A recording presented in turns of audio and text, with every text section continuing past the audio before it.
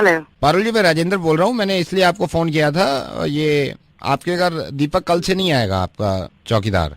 कौन बोल रहे हैं? मैं राजेंद्र बोल रहा हूँ। मैंने उससे कहा है कि मैं मैडम से बात कर लेता हूँ, पारुल मैडम से।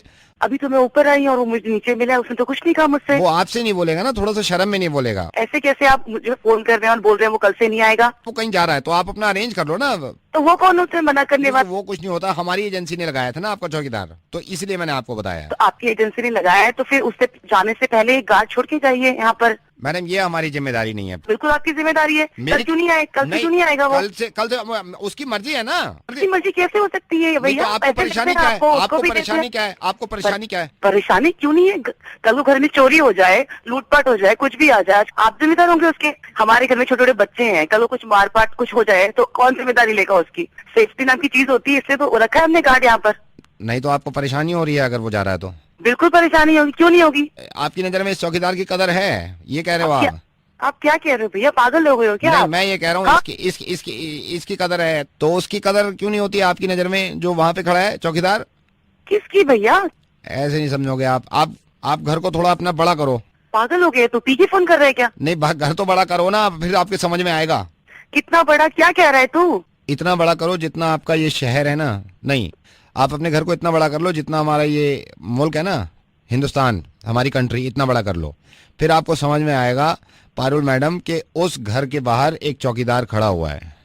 सुनिए आप, मैं समझाता हूँ आपको। उस चौकीदार को सोल्जर के नाम से जानती हैं आप, आर्मी ऑफिसर के नाम से जानती हैं आप। अब मैं आपको वैसे समझाता हूँ, जब आप अपने आईपैड में कैंडी क्रश खेलती है ना और उसमें बबल्स फूटने की आवाज आती है, उस वक्त इनके कानों में डायनामाइट फूटने की आवाज आती है, बॉम्ब्स फूटने की आवाज आती है। उसके बावजूद ये हिफाजत करते हैं आपके घर की।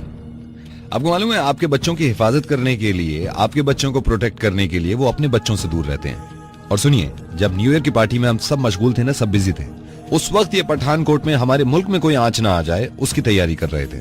ये सिर्फ इसीलिए लड़ रहे थे कि आपका आने वाला साल बहुत बेहतर और हिफाजत से गुजरे। और सबसे खूबसूरती की बात, ये जिन घरों की हिफाजत करते हैं ना, इनको मालूम ही नहीं होता उन घरों में किस मजहब का इंसान है। हिंदू है, मुसलमान है, सिख है, ईसाई है। बस इनको ये होता है कि ये मुल्क हमारा घर है और इसकी हिफाजत करनी है। और मैं सिर्फ अपने मुल्क की बात नहीं कर रहा, मैं हर मुल्क के आर्मी ऑफिसर की बात कर रहा हूँ जो अपने मुल्क की हिफाजत करता है। उसको सैल्यूट है यार, वो जान लगा देते हैं अपने मुल्क को संवारने में। हैरत इस बात पे होती है कि जो असली हीरो है ना हमारे, उनकी ना तो कॉलर ट्यून होती है हमारे मोबाइल में, ना ही उनके फोटो का इस्तेमाल हम वॉलपेपर के लिए करते हैं। लेकिन अगर ये हीरो ना हो तो फिर कोई भी हीरो नहीं है। एक गलतफहमी मैं आपकी और दूर कर दूं, हमारे हिंदुस्तान में जितने आर्मी ऑफिसर्स हैं, जितने फौजी हैं, आपको पता नहीं इस बात का अंदाजा है या नहीं कि अगर वो अपनी जॉब छोड़ के अपने घर वापस आ जाएं तो जितने पैसे उनको मिलते हैं, इतने पैसे वो किसी भी काम में कमा सकते हैं। इससे जाहिर हो जाता है कि इनका मकसद पैसा कमाना नहीं है, इनका मकसद आपकी और मेरी हिफाजत करना है। रही बात इनके कुर्बानी की, तो इनके परिवार से जाके पूछिए, इनके बच्चे तरस जाते हैं कि पापा कब आएंगे। एक माँ इस बात को तरसती रहती है कि एक साल कब पूरा होगा और कब मेरा बच्चा मेरे पास आएगा, और इस बात की भी उम्मीद नहीं होती कि वापस आएगा या नहीं आएगा। जब हमारी इंडियन क्रिकेट टीम जीतती है तो हम पार्टी करते हैं, पटाखे जलाते हैं, जोश में आ जाते हैं, करना चाहिए। लेकिन किसी भी बॉर्डर पे अगर इन लोगों की जीत होती है ना, तो हमें पता भी नहीं चलता और हम ध्यान भी नहीं देते। अगर इनकी जीत नहीं हुई ना, तो फिर हिंदुस्तान में कुछ नहीं होगा।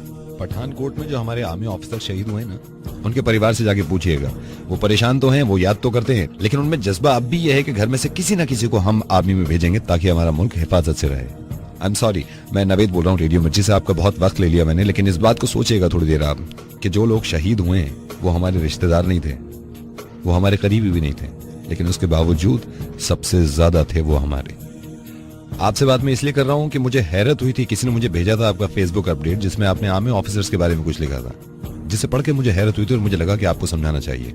मेरी इंटेंशन ऐसी नहीं थी। आई नो, लेकिन मैं आपको एहसास दिलाना चाह रहा था कि ये बहुत कुछ करते हैं हमारे लिए। मैं अब कभी ऐसी बात नहीं करूँगी। Thank you so much Parul, thank you so much.